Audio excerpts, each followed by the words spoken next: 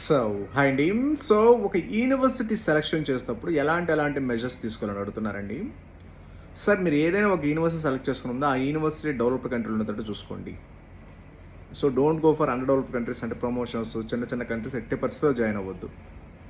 ఎందుకంటే మీకు first mistake ఏంటంటే ఒక డెవలప్డ్ కంట్రీస్ చదివితే మంచి క్వాలిటీ ఆఫ్ ఎడ్యుకేషన్ 100% ఉంటుంది.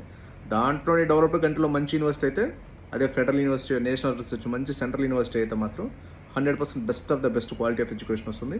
మనకు best of the best quality of education that developed country కాబట్టి సెక్యూరిటీ ఉంటుంది.